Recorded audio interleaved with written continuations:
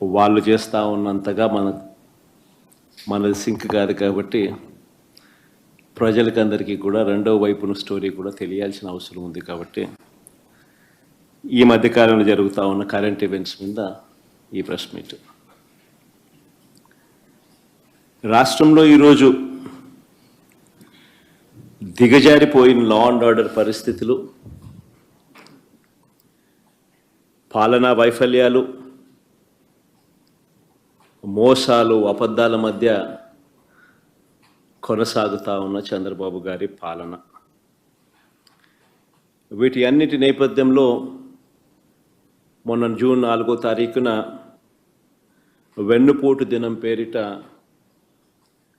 ఒక పిలుపు ఇవ్వడం జరిగింది. రాష్ట్ర వ్యాప్తంగా కూడా ఆ పిలుపు మేరకు ప్రజలతో పాటు వైఎస్ఆర్సీపీకి సంబంధించిన నాయకులు, కార్యకర్తలు అందరూ కూడా ప్రతి నియోజకవర్గంలోనూ పాలు పంచుకుంటూ ఆ కార్యక్రమానికి హాజరు కావడం జరిగింది. ఆ కార్యక్రమం ఎంత బాగా జరిగింది, జనంలో ఏ రకమైన స్పందన వచ్చింది అన్నది మీ అందరికీ కూడా తెలిసే ఉంది. సంవత్సరం తిరిగే నాటికల్లా ఒక రాష్ట్ర ప్రభుత్వం ఇంత తీవ్రమైన వ్యతిరేకత ప్రజల్లో చోటు చేసుకోవడం అన్నది, ప్రజల మనసుల్లో చోటు చేసుకోవడం అన్నది బహుశా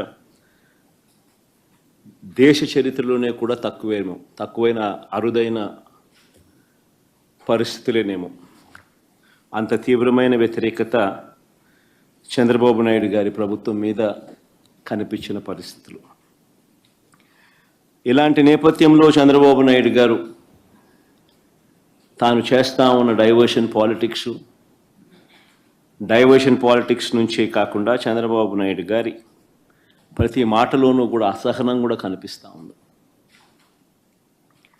అందుకే నియంతగా తాను మారి అణిచివేత అన్న పదానికి నిజంగా ఒక నిర్వచనంగా చంద్రబాబు నాయుడు గారు ఈరోజు తయారయ్యారు.